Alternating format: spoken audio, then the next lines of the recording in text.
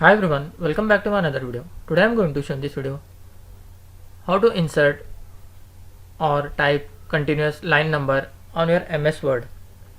So before going to start the video, if you are not subscribed my channel, please subscribe. So let's start the video.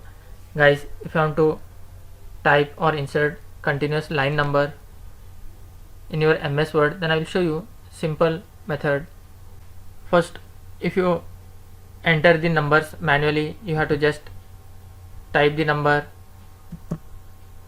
manually, and when you hit enter, you can see again you have to type the second.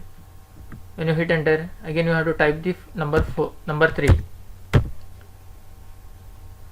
So after hitting the enter, if you want the another line number, if you have type 1 and you hit enter, and the another number will get automatically entered here. So for that, what you have to do, you have to just click on this page layout. In this you will find here line numbers. Click on that. Here you have to select as continuous.